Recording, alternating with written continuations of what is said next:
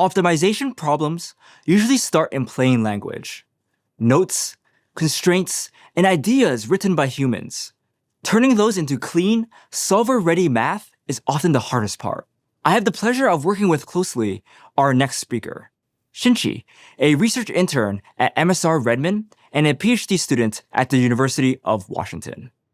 She'll introduce OptiMind, a specialized language model designed to close that gap by translating natural language problem descriptions directly into formal optimization models.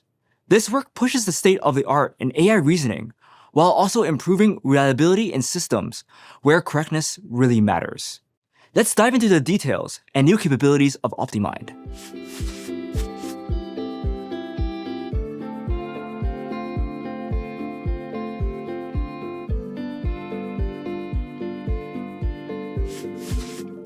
Hi everyone, I'm Xingzhi, a research intern in the Machine Learning and Optimization group here at Microsoft Research and a PhD student at the University of Washington. Optimization is the engine behind the world's most critical systems, from global supply chains to logistics planning and vehicle routing.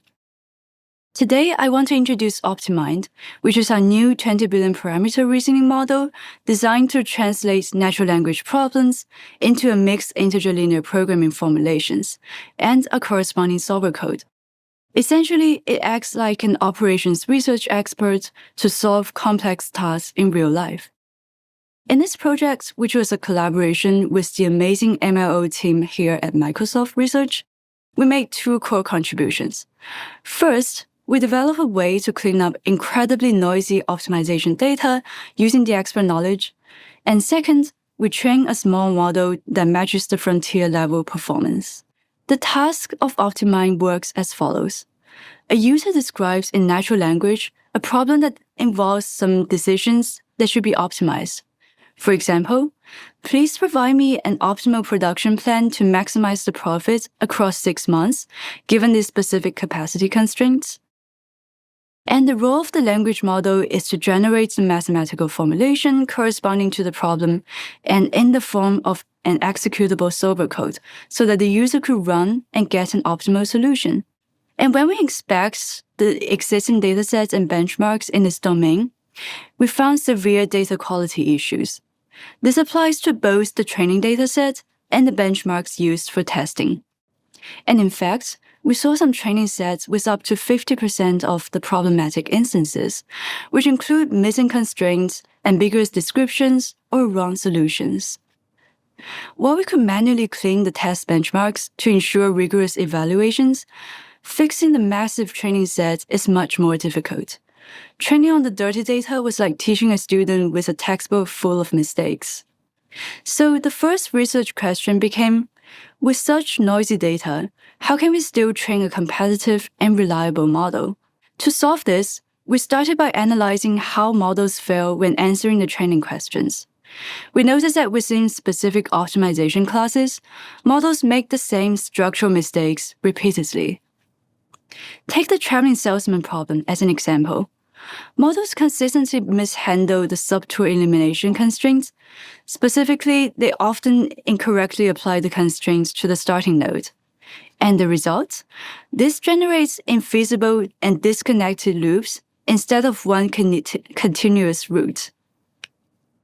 However, we found that if we add specific hints that could explicitly instruct the model how to handle the starting node, it will fix the logic. The model will follow the hint and generate a correct and feasible formulation. And this gave us a key insight. We don't need to manually fix every data point, and instead, our experts can identify these failure modes and write a library of expert hints. And think of the hint as a guardrail. Simple instructions like enforcing flow conservation or setting the big M number as the maximum variable instead of a fixed number will warn the model about these specific pitfalls before it even starts generating the solution. So we utilize the hints in two workflows. First, for data cleaning. We first classify the noisy training data and pair it with the specific hint. We then feed this to a teacher model, which uses the hint to reason correctly and regenerate a clean solution. And finally, apply majority voting to ensure robustness. This uses a rigorous and expert quality dataset with minimum human intervention. We then use this clean data to supervise fine-tune our base model, which is GPT-OSS 20 billion. And crucially, we repeat this pipeline at inference time. When the user query comes in, we first classify the problem type by identifying it, for example, as a traveling salesman problem. We then retrieve the specific expert hint and feed it with both the user's question and the hint into our model to solve the problem. And if the compute budget allows, we go a step further. We utilize the error messages from the solver to perform the multi-turn self-correction, ensuring the final code is executable and valid. So our results are very compelling. On the clean benchmarks, Industry OR Memo Complex, and OptMass, OptiMind consistently outperformed the other open source reasoning models under 32 billion parameters by at least 10%. And when we compare against frontier models like GPT-5 and O4 Mini, we see that with just 5 turns of self-correction, we match their performance and sometimes even outperform them. And remember, we're achieving this frontier-level performance with only 20 billion parameters. The small scale of a model is also critical for local deployment.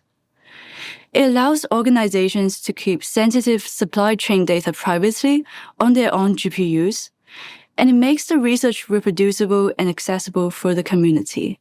So to summarize, we prove that you can train a competitive domain-specific model starting from the noisy data by first distilling expert knowledge into reusable hints. And we believe that applying optimization in industrial practice should be a community effort. So we have open sourced our model, the clean benchmarks, and our examples of expert hints, so the others can build on top of OptiMind. And looking ahead, we're also working on fully automated pipelines using frontier models, so this approach can easily adapt to new areas, such as cloud efficiency, calendar scheduling, urban planning, and more.